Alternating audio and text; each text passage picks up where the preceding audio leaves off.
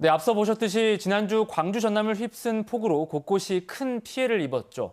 전례 없는 극한호우가 현실로 다가오면서 재난대책을 다시 수립해야 한다는 목소리도 커지고 있는데요. 전남대 토목공학과 류용욱 교수와 함께 관련 이야기 나눠보겠습니다. 자, 교수님, 말 그대로 도시 홍수가 발생하면서 도로, 주택, 시장까지 침수 피해가 이어졌는데 이렇게 도시 전체가 물에 잠긴 가장 큰 이유가 뭐라고 봐야 될까요? 우선적으로는 전례 없었던 큰 비라고 볼 수가 있겠습니다. 이게 저희들이 이제 빈도수로 볼 때 대략 500년 뭐 한 번 올까 말까 비가 왔다라고 저희들이 판단을 하고 있습니다. 네. 그런 큰 비가 오다 보니까 기본적으로 이런 배수 능력들이 그거보다는 좀 적은 용량에 가지고 있었던 그런 시설의 기준에 큰 비가 오다 보니까 기본적으로 이런 큰 홍수가 났다라고 바라볼 수가 있겠습니다. 조금 더 이제 세부적으로 짚어보면 말씀하신 대로 5년 전 2020년에 그 폭우 때 피해를 본 지역이 이번에도 피해를 입은 경우가 많았거든요. 이렇게 특정 지역에서 침수가 반복되는 어떤 구조적인 원인이 있을까요? 기본적으로 저지대라고 저희들이 봐야 되겠죠. 저지대다 보니까 저지대 부분에 있어서의 문제는 물은 높은 곳에서 낮은 곳으로 흐를 수밖에 없기 때문에 그런 부분들이 언제나 침수에 언제나 위험 대상이 되고 있습니다. 특히 이번에 같은 경우는 하천 같은 경우가 물이 많이 올라왔는데 그러다 보니까 결과적으로 물은 높은 곳에서 낮은 곳으로 흘러야 되는데 낮은 곳들이 수위가 올라오면서 높은 곳들의 물들이 잘 빠지지 않는 문제가 발생이 됐다라고 저희들이 판단할 수가 있겠습니다. 이런 와중에 광주 북구의 뭐 신안교, 산동교 이런 일부 지역에서는 빗물을 홍수를 예방하기 위한 시설들이 오히려 피해를 키웠다 이런 지적들이 주민들 사이에서 나오더라고요. 이 상황은 어떻게 보십니까? 그 부분은 지금 그 광주 챔피언스 필드에 있는 그 서방천 부분이라고 이제 저희는 확인을 했고요. 예. 그 부분에 이제 기존 같은 경우는 비가 하천이 물이 넘쳐서 범람이 일어나서 보통 이제 주거 지역으로 오는 거가 더 매우 중요한 부분이었습니다. 네. 그래서 그 저희가 원료 이제 원료를 방지하는 장치라고 말을 하고 있는데요.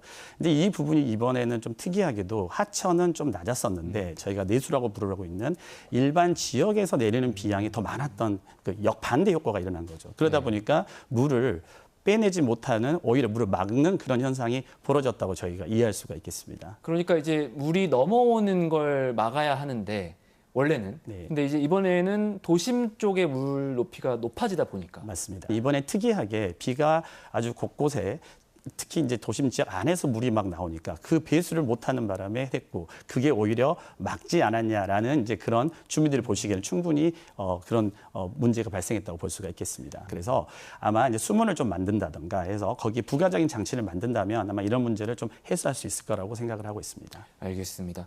특히 이번 폭우 때 말씀하셨지만 광주 도심을 가로지르는 이 영산강 지류 하천들에 대해서 모두 홍수 경보가 내려졌습니다. 그래서 이제 하천 주변 주민들이 대피하기도 했는데 이런 상황을 저희도 재난방송을 계속하지만 잘 못 보던 그런 현상들인 것 같습니다. 이렇게 강 수위가 기준치를 넘는 일이 좀 잦아지고 있나요? 어마어마한 이 비가 500년 한 번 올까 한 비가 왔는데 재밌게도 20년도에 5년 전에도 발생을 하고 5년 만에 발생이 됐다는 거죠. 500년이 아니고요. 네. 그만큼 이 극한 강우가 갈수록 커져가고 있고요. 이 부분에 대해서는 근데 이 설계라는 부분은 200년 빈도 정도로 이제 설계가 되어 있습니다. 그러다 보니 상당히 이제 위험한 이제 그 광경들이 나올 수 있다라고 말씀을 드릴 수가 있겠습니다. 말씀하신 대로 이제 500년 빈도면 500년에 한 번씩 발생을 해야 되는데 그게 5년 사이에 일어났다. 이런 극한 호우에 대비할 수 있도록 그 재난 설계 기준도 조금 더 강화해야 될 필요가 있는 거 아닌가요? 네, 지금 그 부분에 있어서는 학계라든가 지금 설계하시는 분들도 많이 고민을 하고 있고 환경부에서도 많이 고민을 하고 있습니다. 다만 무작정 올릴 수는 없기 때문에 최적에 맞는 이제 설계 기준을 저희들이 이제 고르고 있고요. 물론 위험은 했지만 어쨌든 영산강 같은 경우는 이번에 범람이 일어나진 않았죠, 다행히도. 네. 다만 이 부분에 있어서 계속 이제 버텼다고 그대로 갈 건 아니라 이 부분에 있어서는 분명 개선이 좀 필요하겠다라는 부분을 다 공감을 하고 있고요. 과연 이제 어떤 쪽으로 가야 될지는 여러 가지 대책들을 아마 같이 강구해야 될 거라고 생각을 하고 있습니다. 무조건 이 설계 기준을 높일 수 없다는 말은 결국 선택과 집중이 필요하다는 의미로 이해가 되는데 자주 언급되는 것 중에 하나가 대심도 빗물 터널. 이게 서울에서는 실제 공사 중이라고 하더라고요. 이게 어떤 것이고 광주 전남 지역에도 좀 도입할 필요가 있다고 보시는지 궁금합니다. 네, 맞습니다. 지금 대심도 이 터널 이 명칭이 조금 생소하실 수 있을 텐데 저희들이 흔히 이제 방수로라고 말을 하고 있습니다. 물을 이제 그 다른 어떤 구간을 만들어서 빨리 이제 배수를 하기 위한 이제 시설이라고 보게 되는데 이 시설이 커지면서 어느 순간은 이제 저류, 그러니까 임시로 보관할 수 있는 이제 두 가지 기능을 가질 수가 있다라는 거죠. 특히 이제 광주 같은 경우는 이미 이제 설계가 들어간 부분도 있습니다. 다만 이 부분이 지금 광주천은 국가하천이기 때문에 그 부분을 현재 반영을 해서 설계가 거의 완료가 된 걸로 저는 확인하고 있습니다. 다만 광주천뿐만이 아니라 상습적으로 지금 침수가 일어나는 지역, 특히 이번 같은 경우는 물론 다 연결이 돼 있었다 볼 수가 있겠습니다만 백운동이라든가 특히 이제 북구 쪽에서도 나왔었죠. 근데 다행히도 이제 남구에서도 제가 알기로는 남구청 자체로 배수 관련된 계획을 좀 수립하고 계시는 걸로 알고 있고 지금 북구 쪽에서도 조류 장치가 들어가거나 하는 곳이 있습니다. 다만 이 용량이 과연 충분히 만족할 것인가 이 부분에 대해서 고민을 좀 해볼 필요가 있겠다고 생각을 하고 있습니다. 네, 기후 위기가 일상화되면서 사실 대처 방식에도 변화가 필요할 텐데 장기적으로 봤을 때 교수님께서 보시기에 어떤 식의 좀 호우 예방 대책이 좀 필요하다고 보십니까?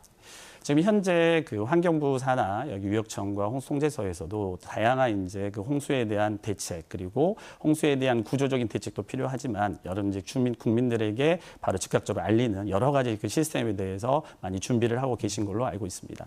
그래서 이제 그런 부분에 있어서 가야 되는데 다만 이 문제가 뭐냐면 이 다른 거에 비해서 극한호우 같은 경우는 예상하기 어려운 자연 재난입니다. 이제 그런 부분 때문에 공학자로서는 어쨌든 물을 임시적으로 보관하는 어떤 그런 공간을 많이 늘려야 된다라고 바라보고 있습니다. 또 하나 큰 문제는 뭐가 있냐면 바로 이 홍수 뒤에는 꼭 따라오는 게 또 가뭄이 따라오는 경향이 되게 많습니다. 그래서 이 부분에 대해서도 같이 고민을 좀 해야 하는 아주 큰 문제라고 바라보고 있고요. 여러 가지 대책이 아마 강구돼야 될 거라고 생각을 하고 있습니다. 변동성이 커지고 또 예측이 어려운 그런 이제 기후 현상들이 일어나는 만큼 좀 다각도의 대책이 필요하겠다 이런 생각이 드네요. 지금까지 전남대 토목공학과 류영욱 교수와 이슈대담 함께했습니다. 교수님 말씀 고맙습니다.